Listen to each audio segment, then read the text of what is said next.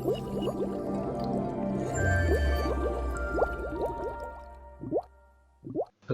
apa kabar anak-anakku sekalian? Untuk kelas 12 TKJ ya. Untuk video kali ini materi atau mapelnya yang akan kita bahas itu adalah infrastruktur jaringan. Bapak di kelas 12 TKJ ini berarti ada 2 mapel ya, sekitar 2 mapel. Yang akan kita bahas kali ini infrastruktur jaringan. Di kelas 2 kalian sudah banyak Bapak berikan praktikum, terus materi-materi juga udah banyak Bapak kasihkan. Yang diantaranya itu kita sudah Bapak bahas lagi ya, sudah pernah membahas routing, terus pernah membahas DHCP server. Nah, untuk di infrastruktur jaringan yang akan kalian pelajari nanti lebih spesifik lagi itu. Terus misalnya kalian sudah pernah belajar routing. Nah, nanti kita akan membagi lagi yang diantaranya ada routing statis, routing dinamis. Itu maksudnya gimana? Nantilah kita bisa bahas lebih dalam di next video ya. Terus kita nanti mungkin akan membahas VLAN, terus sharing internet, udah pernah sih ya untuk sharing internet ya. Membuat lebih banyak ke routing dinamis sih ya. Oke. Sama firewall ya. Firewall waktu itu juga kita sudah pernah membahas. Di antaranya itu kita pernah membuat pemblokiran website di IP layer 7 ya. Terus juga pernah pembatasan bandwidth, terus cara sharing koneksi di MikroTik itu seperti apa. Kita menggunakan NAT. Itu termasuk firewall ya. Nanti ke depannya itu lebih detail lagi yang akan kita pelajari. Itu. Terus ada lagi di sini namanya mengevaluasi atau mengkonfigurasi manajemen bandwidth. Nah, waktu kelas 2 kan kita udah berkali-kali praktek untuk manajemen bandwidthnya itu seperti misalnya di ruangan A. Di ruangan A itu membutuhkan atau di dalam ruangan A itu ada sekitar 20 orang. Di ruangan B ada sekitar 5 orang, di ruangan C itu big boss misalkan. Nah, dari jumlah pengguna internet di dalam ruangan yang berbeda-beda, kalian bisa manage. Misalnya di ruangan A dari 20 orang butuhnya berapa kecepatan, kapasitasnya butuh berapa nih kecepatannya. Di ruangan B yang hanya 5 orang butuh berapa, di ruangan C yang hanya 1 orang tapi dia siapa juga gitu, dan apa yang dia kerjakan. Kadang jumlah saja tidak mempengaruhi besar kecilnya kebutuhan kecepatan internet tersebut gitu. Kenapa? Mungkin di ruangan A jumlahnya 20 orang, tapi di dalamnya dia hanya sebatas browsing atau sebatas posting iklan. Nah, tetapi di ruangan B ini dia full transaksi yang membutuhkan transfer data yang besar, download dokumen, kirim data, kirim dokumen, padahal cuma 5 orang. Nah, itu kita bisa kondisikan kebutuhannya berapa. Itulah yang disebut manajemen bandwidth. Cara nyetingnya gimana? Di next video Bapak akan ulas lagi ya, walaupun sudah pernah kita bahas ya. Udah pernah kita bahas, bahkan sudah berkali-kali kita praktekkan pada waktu tatap muka dulu di kelas 2. Nah, terus ada lagi yang namanya itu proxy server. Itu nanti akan kita bahas lagi. Itu.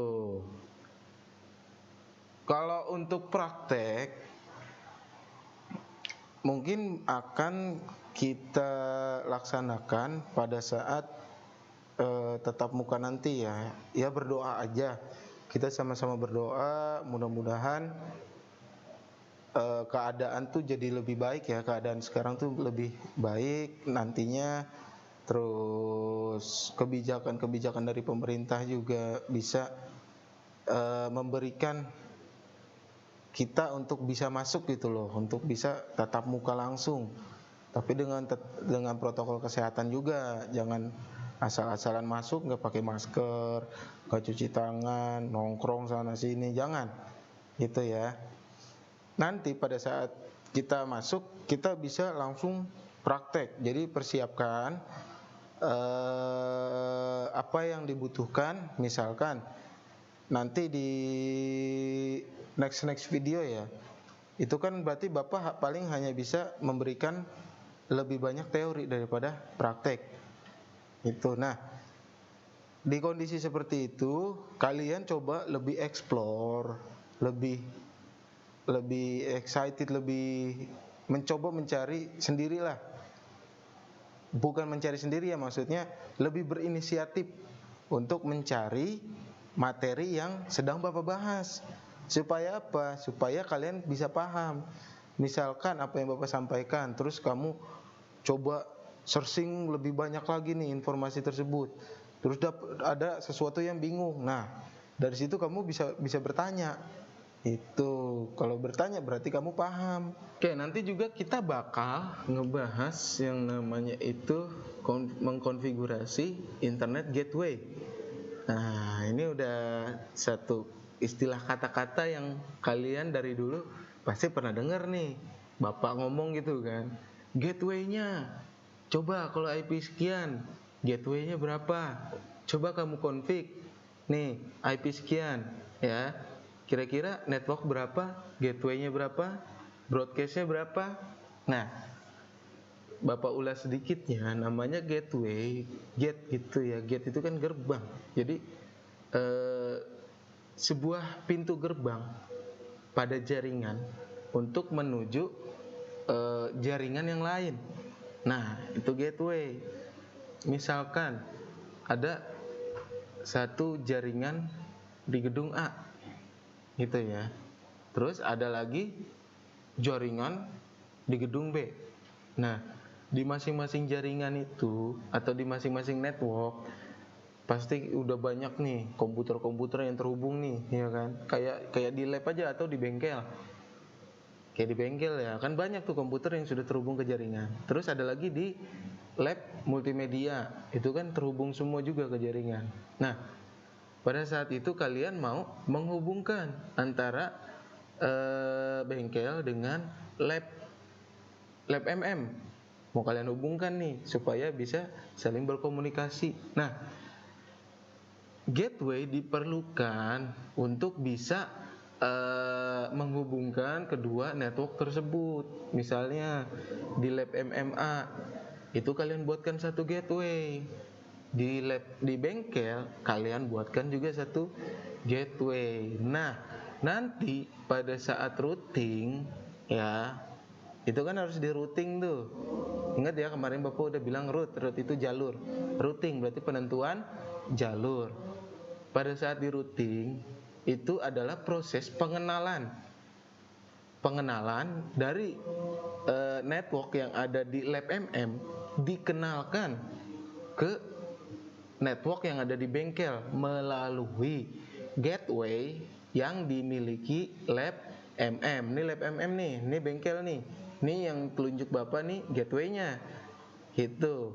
Jadi network yang ada di lab MM nih dikenalin nih ke network yang ada di bengkel melalui gateway yang ada di lab MM. Jadi kalau mau ngenalin lab yang network yang ada di lab MM itu harus melalui gateway yang ada di lab MM. Kenapa? Karena jalurnya dari network nih, dari network ya kan, network naik ke atas. Nah, dia akan ketemu gateway-nya dulu yang ada di MM.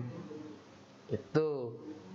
Terus kalau udah dikenalkan yang di lab MM nih, udah selesai routingnya? Belum. Karena harus saling kenal dulu. Paham? Bingung ya? Oke, Bapak lanjut dulu ya. Harus saling kenal. Maksudnya, tadi kan baru lab MM doang yang dikenalin ke bengkel. Ya kan? Bengkel udah tahu nih, ini lab MM networknya. Tapi lab MM belum tahu kalau ini networknya bengkel. Jadi harus dikenalin lagi. Yang bengkel melalui gateway network yang ada di lab yang ada di bengkel ke network yang ada di lab MM. Jadi harus saling kenal. Kalau dua-duanya udah saling kenal, nanti komunikasi datanya sudah bisa berjalan dari lab MM naik ke gateway lab MM, dia komunikasi ke gateway yang ada di bengkel. Gitu. Jadi di jaringan nanti pada intinya itu yang berkomunikasi itu antar gateway. Nah, kalau misalnya gateway internet, itu berarti yang kita config nanti adalah menghubungkan sebuah jaringan lokal yang di dalamnya banyak device tentunya ya, banyak klien, ke jaringan internet atau jaringan internasional, jaringan dunia ya, supaya bisa connect atau dapat akses internet. Nah, yang dibutuhkan itu gateway-nya. Misalkan kamu mau nyewa ISP. Apa ISP? Internet Service Provider. Contohnya kayak apa, Pak? Maaf nih Bapak sebut merek ya. Kayak IndiHome, terus Biznet, dan lain-lain ya. Fastnet dan lain-lain lah pokoknya. Nah, pada saat kalian mendaftar ISP tersebut, kalian pasti akan mendapatkan satu IP public. IP public itu yang dinamakan gateway. Gateway untuk internet nantinya. Nah, misalkan di rumah kalian, misalnya nih, kalian orang yang agak menengah ke atas, di rumah kalian punya CCTV, ada decodernya. Kalian pengen dimanapun kalian berada, asal connect ke internet, kalian bisa mengakses CCTV yang ada di rumah. Nah, itu bisa asal kalian harus punya satu IP public yang bisa diakses ke atau yang bisa kita config langsung ke CCTV tersebut. Nggak bisa gabung dengan ISP internet yang kalian punya. Terus gimana Pak? Kalian bisa request minta penambahan IP public buat CCTV. Nah, pada umumnya prosesnya seperti itu. Walaupun sekarang juga ada beberapa perangkat-perangkat CCTV ya yang tidak memerlukan IP public. Terus gimana cara mengaksesnya Pak? Nah, mereka menggunakan virtual private network atau yang biasa kita sebut nanti dengan istilah tunneling. Tunnel jembatan nih ya. Jadi logikanya kalau tunneling tuh kayak gini. Ada jalan umum besar. Jalan umum besar. Di situ lalu lintas kendaraan. Lalu lalang tuh bolak-balik tuh. Rame, padat. Nah, tunneling itu ibaratkan sebuah jalur khusus, jembatan khusus gitu ya, yang mengikuti jalur utama yang tadi gitu loh. Jalur utama yang tadi Bapak bilang banyak lalu lalang kendaraan. Seperti apa? Kayak di jalur busway lah. Ya kan? Jalur busway kan sekarang ada tuh yang di atas jalan utama tuh ya. Ya kan? Paham enggak? Paham lah harusnya ya. Tahu lah busway kan. Nah, di bawahnya kan jalan utama nih, lalu lalang kendaraan. Nah, ini busway sendirian nih, nggak boleh ada yang lewat, lancar. Nah, tunneling itu ibaratnya seperti itu. Jadi kita buat sebuah jaringan network yang khusus, tidak bisa dilewati atau dilalui orang lain, yang ditumpangkan atau nebeng di jaringan utama. Itu tunneling namanya. Teknologinya ada banyak, ada L2TP, terus yang lain lah banyak, nanti kalau ada waktu kita akan bahas lagi. Oke, untuk di jaringannya paling segitu aja. Tetap tonton ya video-video Bapak. Terus kalau misalnya ada tugas, tetap dikerjakan. Kalau bisa sih kalian kelas 3 nih ya. Kalian kelas 3 tuh kalau bisa udah bisa atau pada saat nanti Bapak ngasih tugas, kalian tuh punya laptop atau komputer. Karena kita ini kan keadaan gini ya, Covid ya, nggak bisa tatap langsung, nggak bisa ada praktek, tapi seenggaknya setiap materi yang Bapak kasih yang nantinya akan ada tugasnya, kamu bisa langsung mengerjakan di laptop. Kalian udah kelas 3, ingat, harus serius ya. Jadi pada saat Bapak ngasih tugas, kalian langsung kerjakan gitu loh. Bapak berharap sih kamu cari aja dimanapun, misalnya kamu minjem pun gak apa-apa, asal kamu bisa mengerjakan tugas Bapak nanti. Itu jangan sampai Bapak dengar alasan, Pak, saya nggak ada laptopnya Pak, saya nggak bisa ngerjain tugasnya Pak. Cari aja, pinjam ke saudara, ke teman. Pagi kalian pinjam, kalian kerjain tugasnya, sore kalian pulangin, langsung kirim tugasnya ke Bapak. Itu Bapak lebih hargain daripada kamu hanya bilang, Pak saya nggak ada laptop Pak. Usaha dulu. Itu mau ke rumah Bapak juga silakan. Pak saya mau ngerjain di rumah Bapak, boleh? Boleh. Asal pakai protokol kesehatan, pakai masker, pakai baju, pakai jaket, pakai helm, jangan seruntulan. Oke ya, segitu dulu dari Bapak. Makasih udah menonton. Bye.